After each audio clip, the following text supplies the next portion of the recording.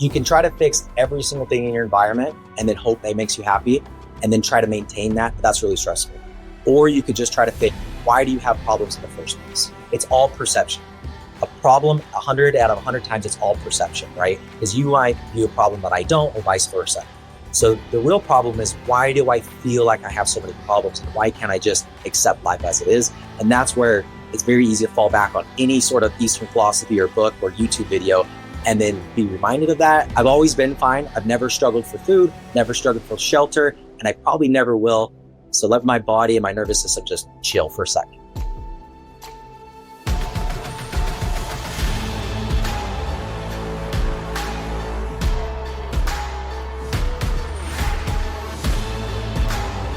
This is Sparta! I just wanted to build a place where the right people come together and have real conversations about what it means to lead right now.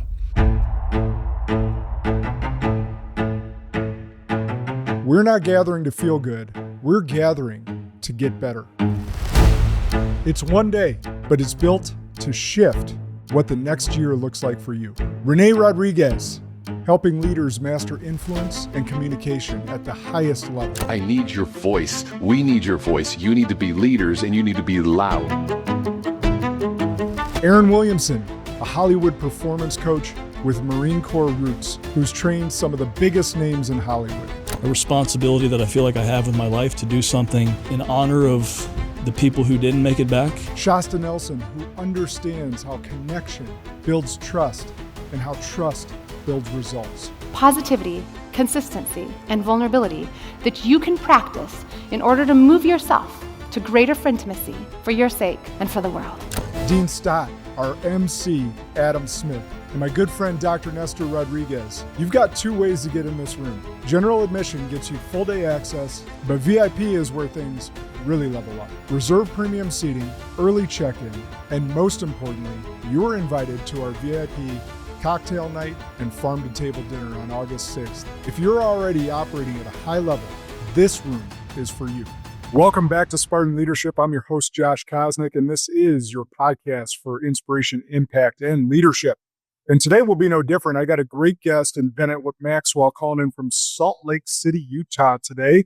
Let me give Bennett a quick introduction, and then we'll be off and running, get you as much impact in our next 45 minutes to an hour as possible.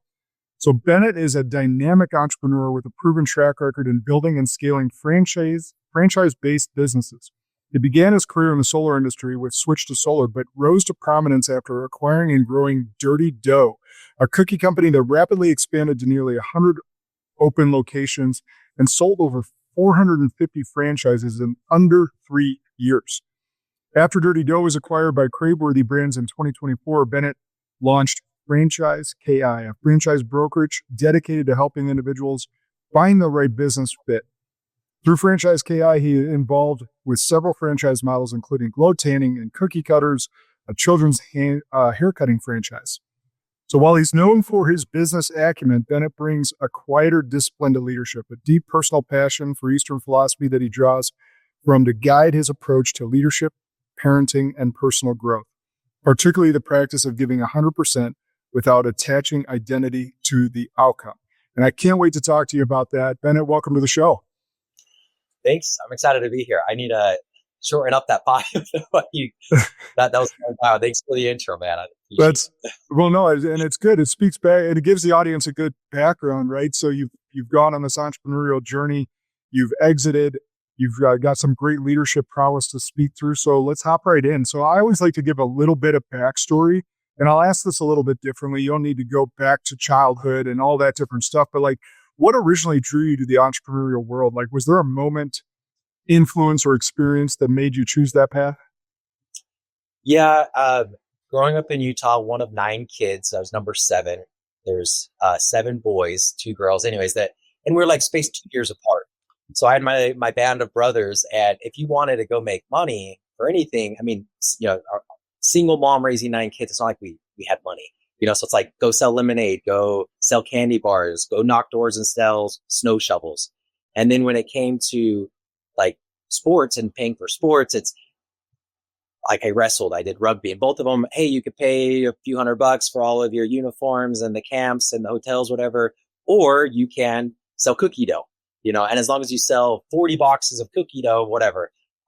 Football, I kind of had to do the same thing. It's like, hey, do you want to go to football camp? It's a few $100, or you could cold knock businesses and ask them if they want to sponsor you, with a little banner. So I didn't know that was all entrepreneurship. I was just living.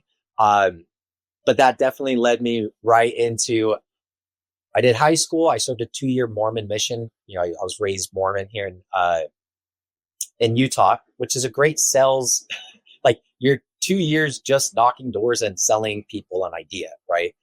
Very, very good sales training. I did Cutco for a little bit as well. Amazing training. And then I got into the door-to-door world, and you're kind of an entrepreneur, right? You're working for somebody else. You're 1099 contractor. You don't make any money though, unless you sell. So it kind of got me in that mode, and that led me up to jumping into the solar company. It was just one of my older brothers.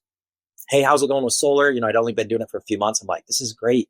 I'm working like 4 to 8 p.m., 5 days a week. And, you can make really, really good money. And he's like, hey, let's do this online. I never thought about that because I was just the sales guy. So I guess that was the spark. I kind of had it in me, and it was my brother that said, hey, let's just do it ourselves. And I'm like, but I just know the sales part. And he's like, well, I know the rest. And I got very lucky to partner with somebody that I, love and trust and respect. And, he helped me build the first company, the solar company, and all of that kind of led out to Dirty Dough, and then now to Franchise Key. Yeah, it's pretty amazing. And what I've noticed, because I told you I'm in Madison, Wisconsin, almost all the door knocking companies, when I look them up, I feel like they come from Utah, whether it's solar, pest control, anything like that. So you talked about like your Mormon mission. I mean, it was really a training ground for being able to get the door shut in your face, being told no, all that different things really was a training ground to be able to become an entrepreneur and take those licks. Yeah. I mean, you have, half of the population, I think, is Mormon. And when you're 18, it's like, go on a mission, or they'll ship you kind of anywhere. So it's like a test of loyalty or faith, whatever. You don't know where you're going. And then you're just kind of eating shit for 2 years, right? Like I got shipped to Tijuana. I didn't speak any Spanish. They stick you with a companion that doesn't speak any English. And it's just like, figure it out, but that's a great, like, it's a great, I guess, coming to like being an adult, right? So then you come home from this mission, and the largest door-to-door company in the world is Vivint Smart Home. It's in Provo, Utah. And the second largest is Aptive Pest Control. And they're on the same street in Provo, Utah. Like it's because you have this huge trained sales force that just did this for 2 years for free. And now it's like, hey, do you want to make 6 figures in 4 or 5 months as a 22-year-old? It's possible. And that kind of, you're like, really? It is? And then you go out there and you see, definitely is. It's a really good opportunity, but you're getting door slammed in your face all the time. So as long as you could get rid of that, you could go make $250,000, in a few months, knocking doors. Yeah. Well, I'm a client of Aptive Pest Control. That's how I knew that info, looked it up. So yeah, my home has the Aptive boxes all around it. So, all right. So you've created or scaled and sold multiple businesses now. So like, what internal shift happens when you go from operator to architect? Because you talked about the background of being a sales guy and your brother helping you build kind of the architectural pieces of your last company. But how's that switch for you going from the sales guy to being able to be a really good operator? Yeah. I still just think I'm a really good sales guy. And I would say like, sales, to broaden a little bit, communication. With Dirty Dough, I didn't want to figure out how to do all of the operations. I hired a CEO, Jill Summer Hayes. She had founded a company in 1983 called Maui Wowie Smoothies and Coffee. It was a mobile, is the first ever mobile concept in the world, and she ran it for 40 years. And it's a small food concept. So she was a perfect CEO. She's been doing it. She got her brand up to 650 something locations. So it was really like, hey, getting really good advisors was the first step. And then I got a good CEO. And kind of built the team, but I built the operational team, I guess, around me. And then I stuck with kind of the front facing, like the PR, a little bit of the social media, but I was mainly getting franchise sales and franchise leads. We also went through a very public lawsuit that I was kind of the face of, but that also allowed us to sell literally hundreds of franchises because of the exposure. So I haven't really figured out the operational piece. Like this little thing's recording me right now, and it just records me all day, and then it integrates with ChatGPT. I'm trying to figure out how to be a better operator with the ADHD. Like, I want this thing, I want that thing. I think AI is definitely helping me, but so far I've tried to hire the right people, and then me just stick in my lane in sales. Or with Dirty Dough it was mainly capital reason as well. I had to raise $9 million over those 2 years, but it wasn't like somebody gave me $9 million. It was like, here's 50K, here's 20K, here's $100,000. And it was like that every month, just barely surviving until the next investment came in. Oh, that's awesome. And it's such a testament to the entrepreneurial journey, right? Like it's figure it out. It's like, do it dumb so you can do it smart. Yeah. So it's such a good testament.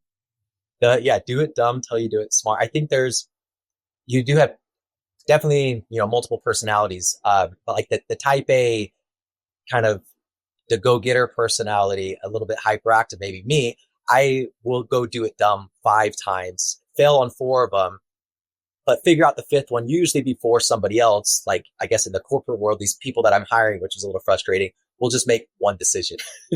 So that was, the hiring, like,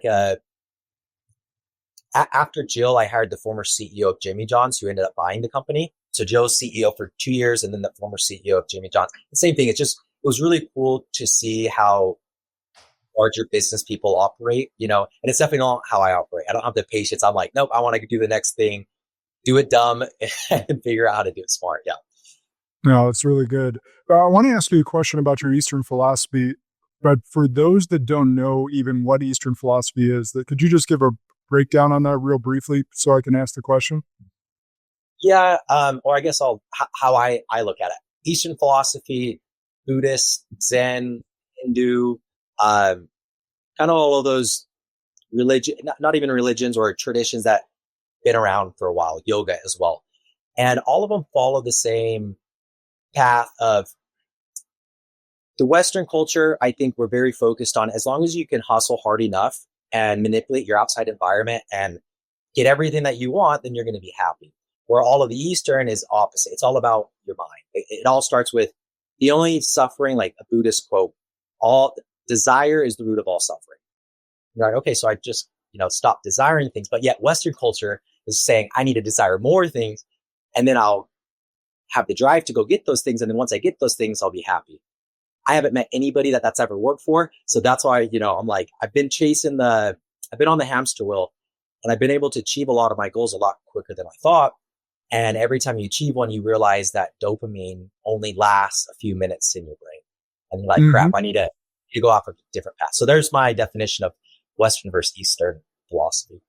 Well, I'm kind of a neuroscience nerd, so I don't know, but outside of stoicism and detaching from outcomes, which kind of aligns with Eastern philosophy, but the neuroscience piece is like dopamine is a precursor. So by the moment that you hit that reward or that goal or crossing off the to-do list, like the dopamine's gone. And that's just neuroscience 101. But how do you apply the Eastern philosophy to this high stakes world of franchising, like detachments from outcomes? Could you go through like maybe an example where you've been able to apply it? Because like you said, you're raising $9 million in capital in just a couple of years. A lot of different pressures that are facing you to make it, pay the bills month to month. How do you apply that in real time so someone may learn from it? Yeah. So I sold the company, but I still have personal guarantees on some of the things that were attached with Dirty Dough, because I was, any and everything so I had personal guarantees on different lease locations for corporate Dirty Doughs, in a few different states. So I could look back and I'm like, man, that was really, really stupid. I could get down on myself and be like, oh God, I have to deal with that forever until, what if it's not paid? Then it falls back on me. I don't know if it's going to, there's a lot of things that could go wrong.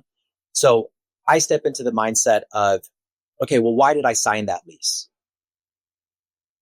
And there's a million different reasons that I could come up with, but ultimately I signed it because I felt that was the right thing to do. And if I rewind the universe to that same moment, and my thought patterns are the same, my emotions are the same, everything's the same, I'm going to choose that same decision every single time. So it allows you to give yourself grace. And I like the neural Have you ever heard of a guy named Sam Harris, neuroscientist, podcaster? No, I haven't actually. Okay. Super cool dude. He takes let me see how he explains it real quick. Going through it comes down to letting go of control and the illusion of control. So you look at your thoughts. What are you going to think next? You don't ever know, right? Thoughts just arise. And then sometimes the next thought that arises is, oh, that was a negative thought. I don't want to dwell on that. Or sometimes you do. But either way, there's just a constant stream of thoughts and you never know what's going to come before it comes. But there's an illusion that you can choose to dwell on it or not, but that's just another thought that you didn't control. So once you can see past that and see past, I guess, consciousness as pure awareness, and that's where all of the Eastern philosophy, at least what I've seen, like all of them come down to that same root, like just live life and accept it as it is. You can't go back and change it. And even if you could go back, you wouldn't change it because you were who you were in that moment. And it's kind of accepting the perfectness of everything, even though it's not perfect, but there's last thing I'm going to say at this point. You can try to fix every single thing in your environment and then hope that makes you happy and then try to maintain that. But that's really stressful. Or you could just try to fix, why do you have problems in the first place? It's all perception. A problem, 100 out of 100 times, it's all perception, right? Because you might view a problem that I don't, or vice versa. So the real problem is, why do I feel like I have so many problems, and why can't I just accept life as it is? And that's where it's very easy to fall back on any sort of Eastern philosophy or book or YouTube video, and then kind of be reminded of that and then settle into like, no, I'm fine. I've always been fine. I've never struggled for food, never struggled for shelter, and I probably never will. So let my body and my nervous system just chill for a sec. Yeah, no, that's really good. You referenced, I want to pivot here. You referenced earlier about selecting some really high capacity people to be the CEO.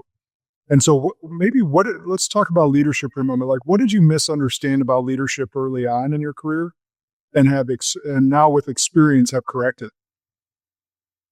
Ooh, that's a really good question. What did I misunderstand and what have I corrected?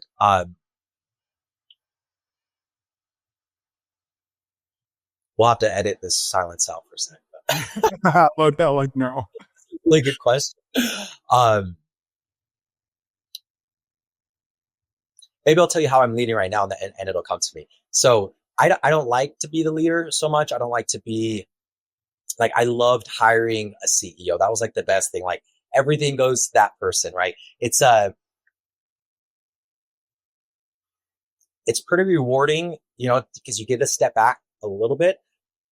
But you still need to be involved in the culture. So yeah, I think this is what I learned. You don't have to talk with everybody every single day and be super involved in the operations to be a good leader, because I've never previously, I'm like, I'm not a good leader, don't like leading. And now I'm seeing like, oh, I actually am a leader, whether I kind of like it or not. Right. And it's mostly through social media actually, and being authentic and being open, and talking about more than just work, I guess. Like this morning, I went to the gym and I saw the Dirty Dough baker. But I gave her a hug. I don't work for Dirty Dough or anything. And we talked for 30 minutes. And what did we talk about? We talked about her divorce and what book she recommended. And she's reading a book called Letting Go. And I just finished a book called Don't Always Believe What You Think. And we're trading books. But that was our relationship even at Dirty Dough. It was like, how do we become better humans, whether that's online or personal? And I think for leadership, really getting to know what people like and also expressing yourself authentically and being vulnerable. Like when I was about to go through a bankruptcy with Dirty Dough, I was even open with that. And I think that allows people to be very comfortable with me, and then allows me to lead them better.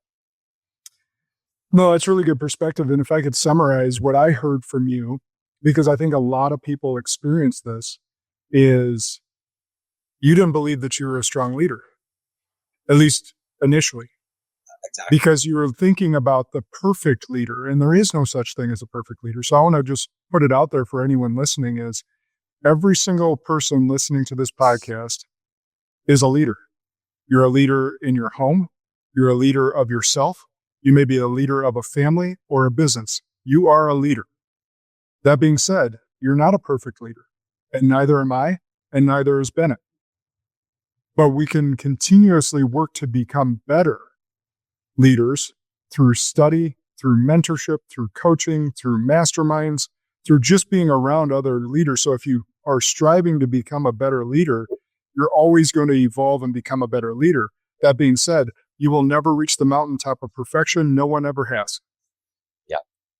So that's Can I add one that actually that came to my mind? Hard work. My misconception about leaders: the leader has to work the hardest. The leader has to be, up before everybody else. First one to clock in, last one to clock out. First one in the working out lot, and that I think is definitely not true. Hard work and leadership are not directly correlated. Like a leader can work hard and they cannot work hard, but either way, I do think they're separated. But a lot of times, at least in my mind, I combine them. And there was a lot of guilt that I went through when I stopped working the 60-hour weeks, and then I went down to 40, and now I'm down to maybe 30, and I'm still going through it. Should I be working a little bit more because I own the company and this and that? And then I, again, fall back to who made that up. And then I kind of could settle and get rid of that. But hard work and leadership, I don't think are directly clear. Yeah, no, it's how productive you are. So there'll be things where you got to get your hands in the mud and people want to see that because then they'll follow that example. But I've also seen it the opposite way throughout when I owned my financial firm. There were some leaders that worked so hard that they couldn't breed other leaders underneath them or build other leaders underneath them because those younger people that were looking at that leader would be like, I don't want that life. I don't want to work 80 hours a week and not have time for my family. So you got to show that work-life integration. And there's some leaders, actually a lot of leaders that I know that only work 30 hours a week, but they are far more productive than those that are working 60 to 80. Yeah, that book that I just referenced, Don't Always Believe What You Think, it separates the concept of a thought versus thinking. A thought being a noun, thinking being a verb. Right? So a thought is something that arises, and that's where creativity sparks from. And that's where Einstein says to solve his problems, he has to go and play the violin or whatever it was, like get in a space of no thinking. That way thoughts, I guess, can arise. John, I'm just so off today, dude. I don't even know where I was going to go with that. So maybe scratch that. You're all good. So I love organic conversation. I think, listeners appreciate that stuff too. It's like, hey, we're especially two ADD people talking to each other. Like we're going to bounce off the rails every once in a while, but let's ask you this. So you've exited now, like I've exited. Sometimes I get this question. So I like to ask people that have had that exit. Now you're growing the next thing. And it's like, what drives that desire to build, especially after an exit? Is it impact? Is it legacy? Is it a personal challenge or something else entirely? Yeah, I think it's just because I've gone back and forth on what is driving me? The first thing that drove my solar company was $1 million. I just wanted to be a millionaire before 30. Then you achieve that and you realize, oh, wait, that's not actually what I wanted because it didn't give me what I wanted. So and then I dove deeper. What do I want? And then I landed on joy and fulfillment. So the mission statement for Dirty Dough is finding joy and fulfillment despite life's dirtiness in myself and others. So don't wait for life to be perfect, joy and fulfillment. Then I sold that. And I'm like, it was very rewarding. I did have a lot of joy and fulfillment. But is that really what I'm after? And I don't think it is. Then I moved on to thoughts, I guess. And so what I'm after is controlling thoughts, stopping the constant thought that just goes all the time. That's kind of my life goal. Now, in order to just live and eat and provide for my family, I just want to do something I love, which is talking to people and communicating. I told myself I wasn't going to start another company super fast, and here I am less than a year, and the company's going great. But it is, I think it's just super fun and rewarding. And again, it's something that I could do 20 to 30 hours a week that I enjoy. And then the rest of my time I'm spending with my family, on my fitness, and on my mind. Right. So I guess that's what mainly drives me. It's a good, fun vehicle so I could achieve these other goals in my life. Did you find, so I've uncovered this with a lot of entrepreneurs that have exited, including my own father, that lack of purpose, especially you at being a young age, was really cumbersome on the soul. Did you find any of that? Yes, for sure. When I sold my solar company, that's kind of when I went through that. That was in 2020. So 5 years ago. And I was at 310 pounds and I was like, yeah, I'm a millionaire. And then what, and it was very, very empty. I started getting into psychedelics. I got into therapy. I did. And then just really diving into my mind.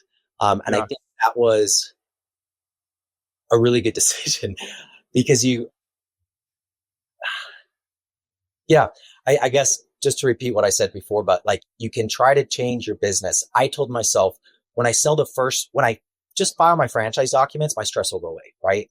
Because now I'm officially a franchise. Oh no, but I need money now. So as soon as I just sell my first franchise, that's $40K, then I'll be good. And then other things come up, and then I tell myself, okay, I just need to sell 50 franchises. Okay, no, I just need to open up a dozen stores. And then you just see yourself chasing it. It doesn't matter what that goal was. I sold 450 stores and we did 10 million in revenue our second year of business. And I was still like, I need more, So catching that cycle, I think is super important, and realizing like the stress will not go away with more things that you have. It's just a perception of it. Yeah, that's such good advice. However, you said something that shocked me. You weighed 310 pounds. What do you weigh today? Like 185. Yeah. I was going to say, you look super fit. All right. So let's talk about that for a moment. What was the epiphany for you that caused this weight loss journey? Because you've lost over about 125 pounds. Yeah. And how did you go about doing it? Yeah. So I was going, fad dieting, lose 10, gain 20. Lose 15, gain 30. I was doing that for years. And it was very easy to justify. It's like, should I go knock another door and go make $1,000 potentially right now? Or should I run to the gas station, go to the bathroom, maybe grab some food? It's like, nope, I got a beef jerky right here. And I'm going to pee in this bottle. That's a little gross, but that's what we do as door-to-door salespeople. Cause like, I just want to work more and more. So health was always, it wasn't effective. It wasn't efficient in my door-to-door in my life for me to always go buy more expensive food that takes a little bit longer to prepare. So I had to realize that and then make the decision. And it was mainly for my kids. I was walking up the stairs. I'm on a phone call and I'm trying to talk while I'm walking up the stairs. And I was like losing my breath. I had to mute the phone so I could breathe. When I got to the top of the stairs, I'm like, this is bad. That was the moment. I'm like, I shouldn't be muting myself to breathe on a phone call from going up one flight of stairs. And I have 3 beautiful kids that I hang out with every day and an amazing wife. So I'm like, I need to do it and I need to do something drastic. Drastic or something that will for sure work, like really commit to it. I started with a gastric sleeve surgery. So it's a surgery where they cut your stomach and sew it up to make it 4 ounces. So I had a 4-ounce stomach for, I don't know how big it is right now, but it forces you.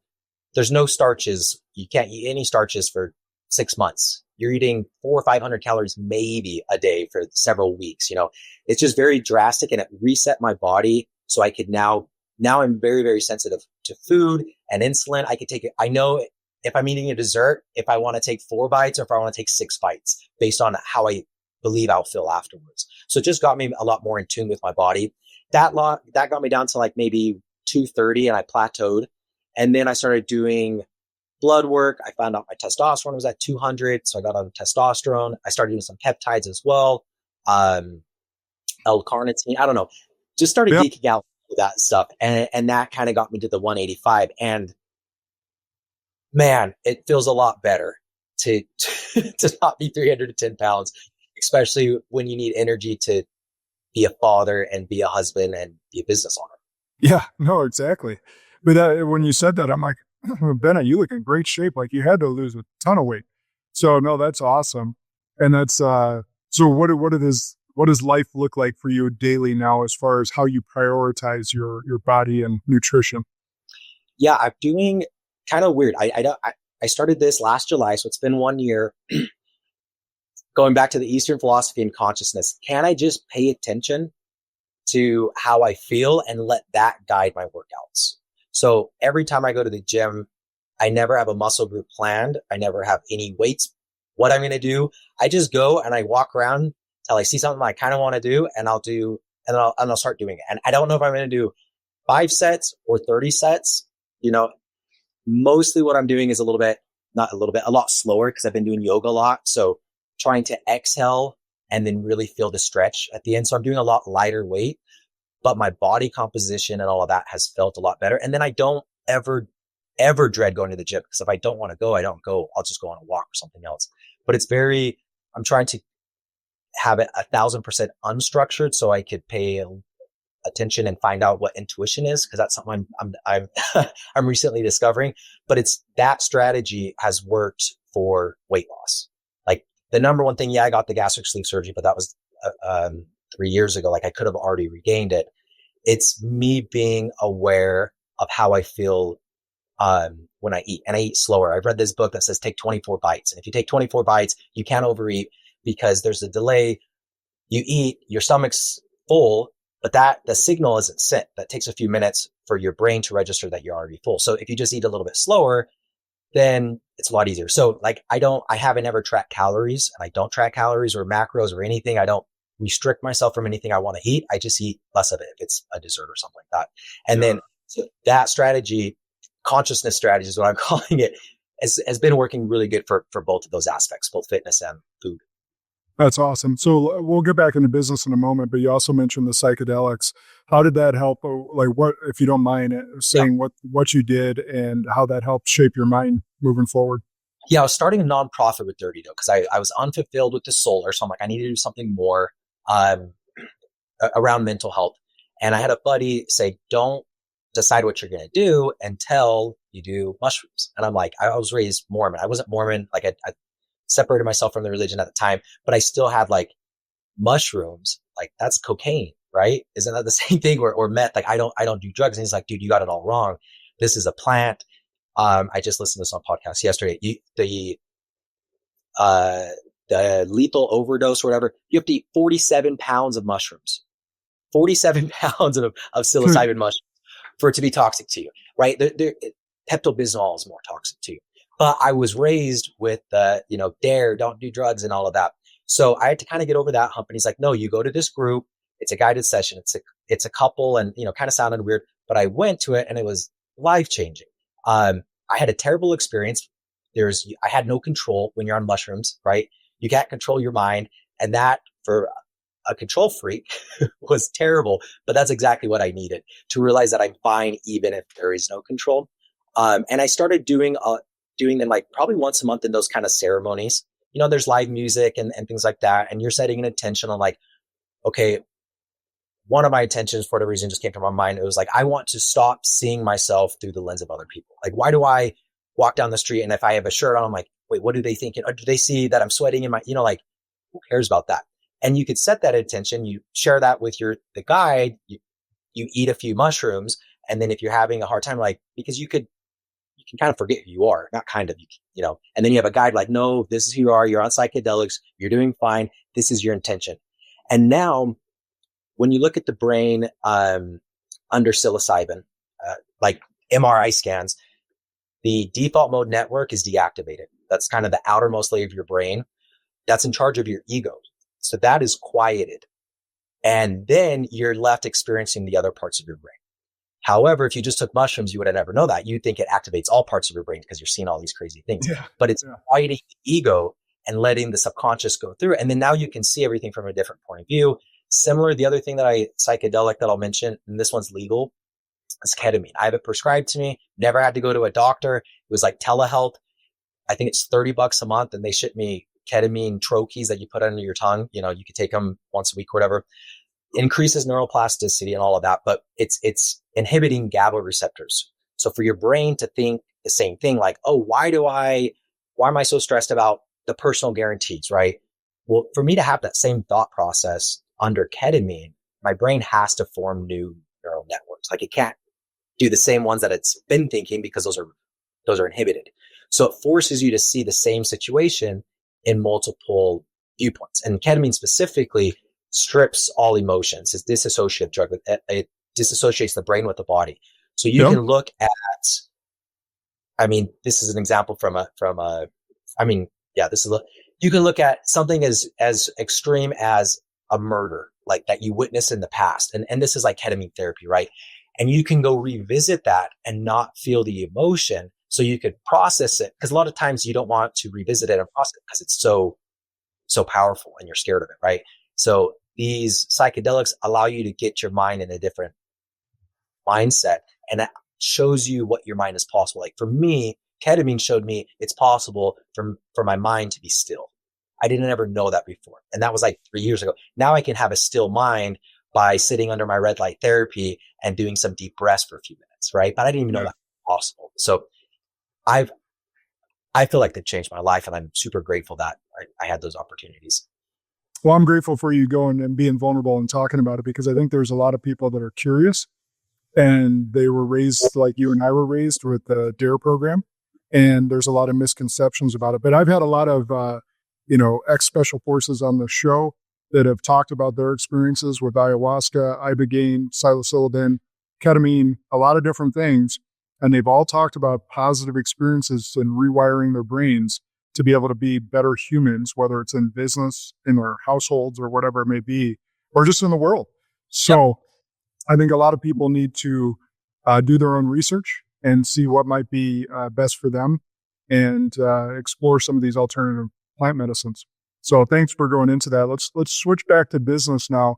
So in your new world, dealing with, obviously you had the experiences and the exit as a franchise owner, as a franchise, and assigning franchisees. Now you're helping others match. What misconceptions do aspiring franchisees have when they first approach you? I think the biggest thing, specifically with Dirty Dough, was how easy it is. Because for me, it was easy. For me, I was running a solar company out of San Diego, and I bought Dirty Dough, which is a single company out of Tempe, Arizona, and I ran it remotely, and it was fine. Just meet with the managers a few times a week, review KPIs, review labor budgets. So that was the story. Like, this is the most simple franchise. And I know this is Dirty Dough related, but it does apply to kind of everyone. So the story was like, hey, I will ship you a pre-portioned frozen cookie puck. Just put it in the oven. How simple does it get, right? This is the simplest food franchise, or one of the most simple food franchises. I think that's true. Well, and then other people hear it without business experience, like, oh, easy means I don't have to do anything, and there's just no involvement. So the biggest misconception in franchising is it's passive. It's not passive at all. I think there's a handful of brands that maybe you could find that are passive starting out. Now, they all can be passive, just not starting out. Like, get in there knowing that this is your job. You just bought yourself a job until you learn how to work your way out of it. But I think that that's where most franchisees fail. They're just not putting in the effort. And then you ask them like, oh, well, I'm still doing all of these other things. It's like, dude, if you're going to buy a business, commit fully to that. And then the other thing I would say, misconceptions on franchising, is how much is done. I guess it's kind of the same, but how much is done for you? Just being really clear on that, because you'll have franchisees people that are looking at buying businesses that like, I can't buy a Hello Sugar franchise, which is like a beauty waxing, like a Brazilian wax, because I don't have any background of that. And that's not necessarily true at all. Like, most people in that franchise don't have that background. Same thing with the other brand that we do, glow tanning. Like, most people don't even tan. And so you can look at a good franchise system. You don't need the experience to be in the industry, as long as they have a really good system. And how do you vet the really good system? Talk to the franchisees. You can talk to salespeople, you can talk to the owner, and they're going to tell you all the pretty stuff. Go talk to people who are in the business day to day. I would say 3 to 5, and say, hey, here's all my expectations. What's right? What's wrong? And then that will really help you going forward. Oh, that's really good advice.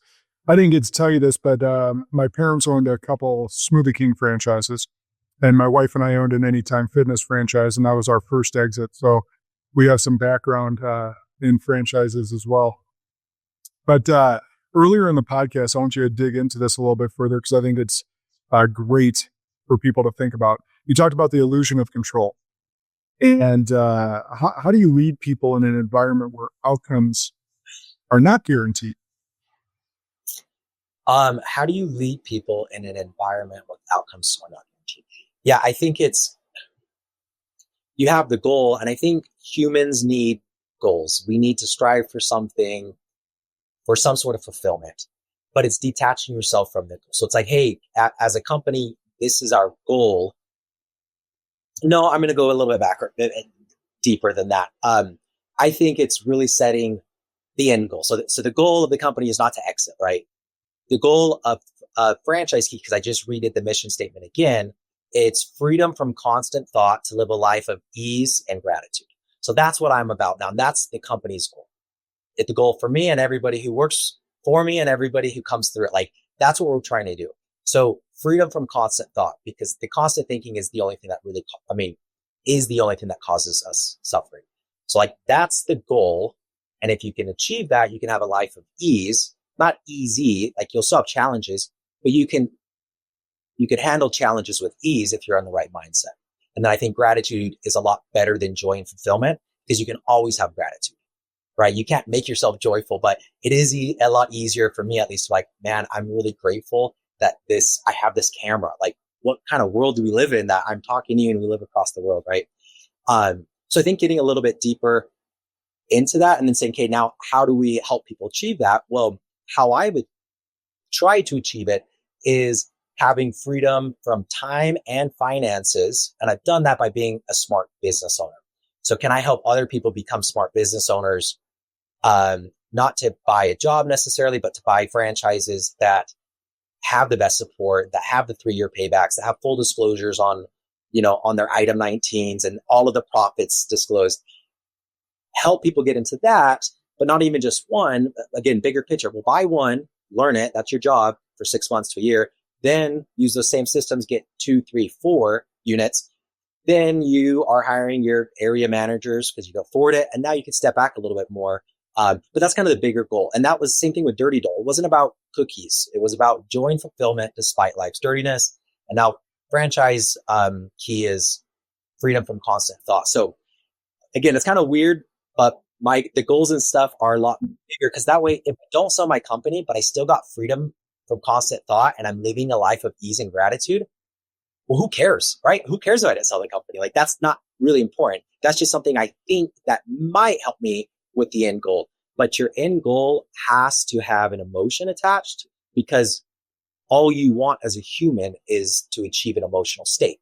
That's it. But yet none of our goals are emotional. It's material, thinking that the material might give us the emotion. Skip the material, go straight to the emotion, set that, and then work backwards. And yeah, you're going to need some material things to get there sometimes, but the emotional goal should be first for you, for your company, for the mission statement, at least in my opinion. Yeah, no, I like that. I actually wrote in my book, because again, I told you I geek out on neuroscience, but the average person has 60,000 thoughts that go through their head every single day. Now, us ADD people like Bennett and I, they might be closer to 100,000, but we're just talking averages. So if you total that up, that's 22 million thoughts in a year.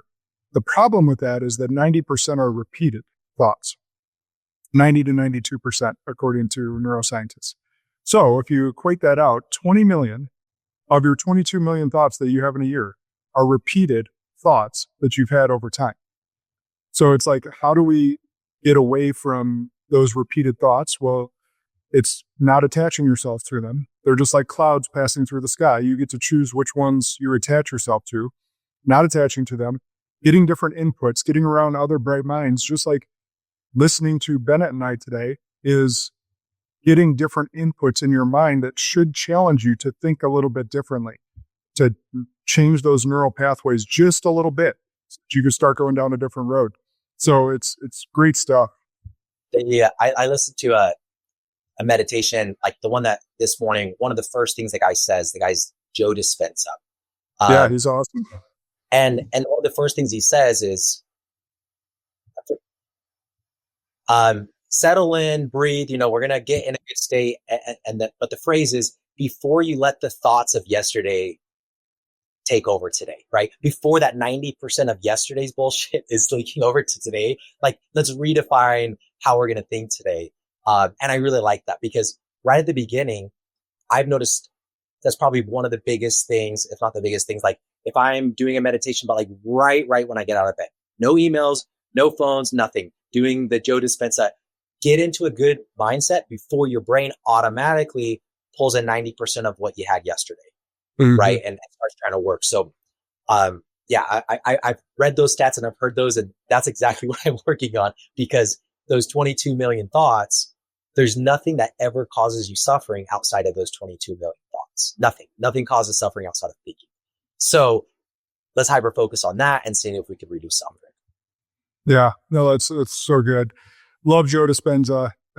People should definitely follow his work as well. He's done some amazing stuff. It actually reminds me, I don't listen to that meditation you listen to, but part of my prayer every morning is, God, enter my brain, enter my mind before I enter my mind. Yeah. What do you want me to know today? And that's part of my morning routine. Like I'm trying to get God's direction, God's thoughts into my head before I let those repeated broken records from yesterday, like you mentioned. All right. Last question before I ask my ending question. What do you hope your kids understand about success that most people don't ever learn? Yeah, kind of on the same success is definitely nothing material. Nothing material will ever make you feel fulfilled for anything longer than however long dopamine or norepinephrine lasts, right? So success, you define your own success. And I think success should be based off of, or at least for me, it's based off not having constant struggle with your mind, right? Living the life of ease and gratitude. So looking for, again, not an easy life, but a life of ease that you're not struggling with in life, whether it's hard and whether, or if it's easy, you're just going with it and you have gratitude the whole time. And, maybe in a year or two, I sell this company because I only last a year or two per industry and per company. And then I'm going to redefine and get a little bit deeper on the next mission statement, right? But I feel like it's every time I evolve and I get a little bit closer, but that's where I'm at right now. No, it's really good. All right. My final question, and I always end with this, so it could be on anything that we spoke of or just something that comes to your heart. But what's an unpopular belief that you believe to be true that you think most others would disagree with? I'll give a crazy one. So the first I learned from that Sam Harris, free will, conscious free will is an illusion. And you could verify that in a 3-minute meditation by just paying attention to, you never know what you're going to think before you think it. So if I don't know what I'm going to think and everything that happens afterwards is predicated, I don't know how to say the word, everything predicated after that thought, but I didn't control that thought. So the emotions come after I think. Sometimes I move my body after I think.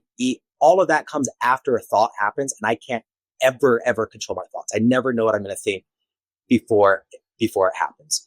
And then if you could realize that, then you go a little bit deeper into the Eastern philosophy, and then that has to mean that the self, as we view ourselves, is a complete illusion. That me and you are the exact same as far as consciousness goes. We're experiencing something different, but you're you just because of your genetics and your environment. Same with me, but our consciousness is the same. And then that's kind of where you get to the oneness of, Buddha or yoga or Hindu, of like everything's one, everything is God, is because consciousness is the same. We're just looking at everything from a different point of view with an illusion that we're in control and we could do something differently than we could have otherwise done. Kind of weird. Go research it. I whether you look at neuroscience, biology, really any field of science, it all backs that up, and nobody's talking about it. Nobody's talking about it, and we're still running our society based off of guilt, shame, and embarrassment and fear, when you're like, that doesn't need to exist if you just look at, humans and consciousness. Yeah, no, you're spot on. Actually, I gave this example. I was giving a talk yesterday to some younger athletes, helping them with their mindset as they approach the football season. And I was talking about, I was like, did you know that a neurosurgeon has never extracted a thought from a brain? So where do our thoughts come from? Right? So it's just an interesting thought or a question to ask, along with what Bennett just gave you on his answer of unpopular beliefs. So this has been an awesome conversation. Where can the audience find you, connect with you, get in touch with you? What's the best paths? Yeah, BennettMaxwell.com, just my first and last name. Has links to like the franchising, and I do a podcast as well, focused on kind of the emotional side of the entrepreneur journey, and then this, social media links as well. So awesome. Well, appreciate that, Spartans. You know what to do. Share this episode far and wide. Connect with Bennett, and remember, the good and great are the enemies of possible. Lead like a Spartan today.